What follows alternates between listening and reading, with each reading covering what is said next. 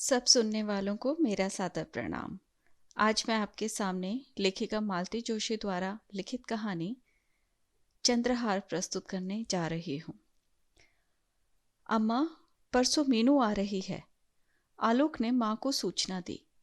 वैसे उसका मन तो था कि मीनू को एकदम माँ के सामने खड़ा करके चकित कर देगा, पहले से कुछ नहीं बताएगा, पर उसे डॉक्टर की हिदायत याद हो आई।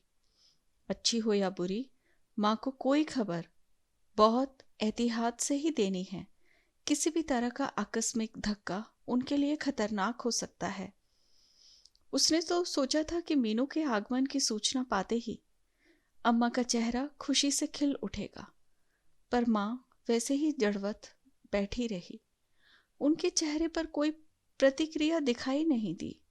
अम्मा, सुन रही हो ना? परसों मीनू आ रही है। आ रही है तो मैं क्या करूं? अम्मा ने तुनक कर कहा। उससे कहो अभी क्यों आ रही है। सीधे मेरी 13वीं पर आती ना, 2-2 बार का खर्च बच जाता। कैसी बातें कर रही हो अम्मा? ठीक ही कह रही हूँ। जब मैं मरने की कगार पर थी तब आते नहीं बना। सोचा होगा एक बार निबट जाने दो, फिर इकट्ठा ही आऊंगी। पर मैं ऐसी बेशरम कि मौत के मुंह से भी सही सलामत लौट ही आई। सही सलामत तो तुम्हें लौटना ही था अम्मा। ये ऑपरेशन तुम्हारी सलामती के लिए ही था। अम्मा कुछ नहीं बोली, मुंह फुलाए बैठी रही। और प्लीज उससे आते ही उल्टा सीधा कुछ मत कह देना। गलती उसकी नहीं, हमारी ही है। हमने उसे खबर नहीं की थी। हमने मतलब अनु ने सोचा कि मीनू आएगी तो वह उसकी ओर ठीक से ध्यान नहीं दे पाएगी। अनु को घर भी देखना था और अस्पताल में तुम्हारे पास रहना भी जरूरी था। मीनू कोई मेहमान थी, पराई थी, जो तुम लोगों से खातिरदारी की उपेक्षा करती? और इतनी अक्ल तो उसे भी है, बल्कि उसके आने से तो सहारा ही हो जाता। वह अस्पताल में मुझे देख लेती, बहू को भी थोड़ा आराम हो जाता। अम्मा, वो हमने सोचा। क्या सोचा तुमने? अरे, इतना खतरनाक ऑपरेशन था, मैं मर भी सकती थी। फिर वह लड़की तुम्हें जिंदगी भर माफ नहीं करती। मरती क्यों तुम? यह ऑपरेशन क्या तुम्हें मारने के लिए किया था? बल्कि अब तो तुम्हारी जिंदगी 10-5 साल और बढ़ गई है। और सोचो, उस समय हड़बड़ी में दौड़कर आती तो वहां संजीव और बच्चे कितना परेशान होते। उसका भी मन बटा हुआ रहता। अब उसने अपनी सास को वहां बुलवा लिया है, अब वह इत्मीनान से तुम्हारे पास रह सकेगी। इसके बाद अम्मा कुछ नहीं बोली। वैसे भी उत्तेजना के मारे उन्हें थकान सी हो गई थी। वह धीरे से लेट गई। आलोक चुपचाप उठकर बाहर चला गया। आलोक को कैसे बताती कि वे पिछले कुछ दिन उन्होंने कितनी बेचैनी से बेहाली से काटे हैं, खासकर अस्पताल वाले दिन। रोज रात को सोते समय सोचती, सुबह जरूर मीनू को देखेगी। अम्मा की बाईपास की खबर सुनकर भी लड़की रुक नहीं सकती थी, पर पूरा दिन निकल जाता, न मीनू आती न उसकी कोई खबर। रात से फिर उनकी प्रतीक्षा शुरू हो जाती और हर दिन निराशा में बदल जाता। उन्हें गुस्सा आ जाता था, कभी कभी तो रोना आ जाता, पर उन्होंने किसी को कुछ नहीं कहा। अपनी ही बिटिया की शिकायत किससे करती? रात भर उन्हें नींद नहीं आई। मीनू की पिछली छाया याद आती ही रही। उस बार ननद की शादी में आई थी। सारे दिन ससुराल में ही बीत गए। जाने से पहले 2 दिन के लिए वे लोग उनके पास आए थे। उस दिन आलोक ने पिक्चर का प्रोग्राम बना लिया, पर मीनू नहीं गई। बोली, भैया मैं उतनी देर अम्मा के पास और बैठ लूंगी। अनुपमा भी नहीं गई, उस पर तो मेहमान नवाजी का सारा भार था। फुर्सत के क्षणों में अम्मा ने अपना सारा खजाना उसके सामने खोलकर रख दिया था। उतनी भारी साड़ियां पहनने का ना अब उन्हें कोई शौक था और ना ही ताकत। चाहती थी बिटिया अपनी पसंद की चुन ले, बाकी वह बहू को दे देंगी। मीनू बोली, इतनी साड़ियों का मैं क्या करूंगी अम्मा? साल में मुश्किल से 8-10 बार पहन पाती हूँ। मेरी शादी वाली साड़ियां ही पड़े पड़े खराब हो रही हैं, और इन साड़ियों के तो तुम सूट भी बनवाने नहीं दोगी। उन्होंने फौरन साड़ियां समेट ली। खबरदार जो इन साड़ियों पर कैंची चलाई। अरे, जिनके पास नहीं होता वे बेचारे तरसते हैं, और तुम लोगों को ये दरिद्री लक्षण सूझते हैं। अच्छा, साड़ियाँ छोड़ो, मैं चांदी के बर्तन तुम दोनों में बांट देना चाहती हूँ। अभी ले जाओगी या अगली बार? अम्मा, मैं हिंदुस्तान रहने आ जाऊंगी ना, तब ले जाऊंगी। अभी ले जाऊंगी तो देवरानी के लॉकर में पड़े रहेंगे, बाद में मांग भी नहीं पाऊंगी। इससे तो यहीं पड़े रहने दो। वैसे भी मुझे बर्तनों में इंटरेस्ट नहीं है। जाने से पहले तुम अपना चंद्रहार मुझे दे देना। एक एक लड़ अपनी दोनों बहुओं को पहनाऊंगी, एक मैं पहनूंगी। तुम्हारा आशीर्वाद हमेशा हमारे साथ रहेगा। सुबह कहना था ना, निकलवा लाते। कल दोपहर की फ्लाइट है ना, 11 बजे चले चलेंगे। इतनी जल्दी नहीं है अम्मा। ना अभी मेरे बच्चे ब्याने लायक हुए हैं और ना तुम अभी मरने जा रही हो। अरे बिटिया, मरते समय क्या पता रहेगा कि आज मर रही हूं या कल। तो भाभी से कहती जाओ। उसने तुरंत ही भाभी को आवाज दे दी। भाभी, जरा सुनती जाओ अम्मा क्या कह रही है। भाभी आंचल से पसीना पोंछते हुए हाजिर हुई। पार्वती, जरा कढ़ाई चलाती रहना, मैं आ रही हूँ। फिर मीनू से बोली, बोलो क्या कह रही थी।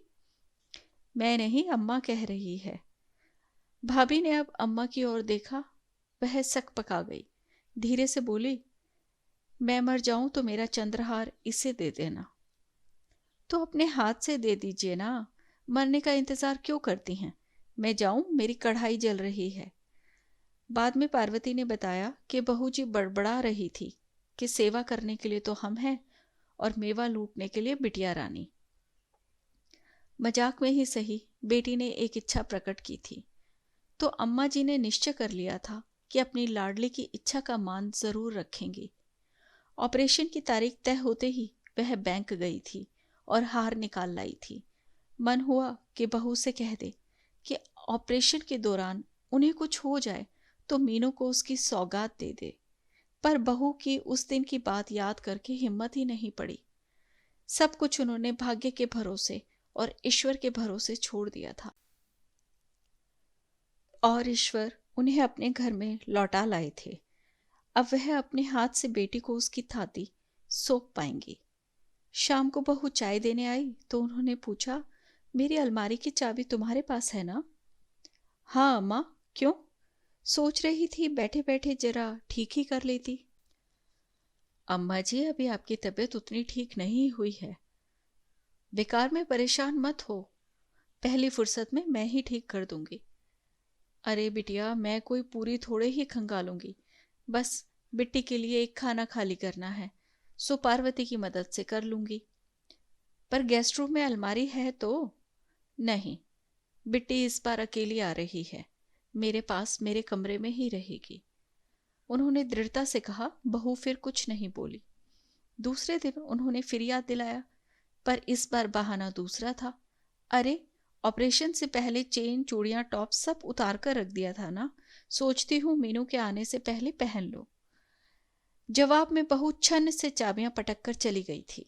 बाद में पार्वती ने बताया कि बहू जी बुदबुदा रही थी कि ठीक से खड़ा भी नहीं हुआ जा रहा और चाबी में प्राण अटके हैं। पार्वती से मिली ऐसी सूचनाएं मन को बहुत परेशान करती रहती हैं। मीनू के लिए एक खाना खाली करने के बहाने उन्होंने सारी अलमारी खाली कर दी। कपड़ों का वह ढेर एक कोने में सरकाकर पार्वती को तरतीब से समेटने के लिए बिठा दिया। फिर उसकी नजर बचाकर उन्होंने धीरे से लॉकर खोला।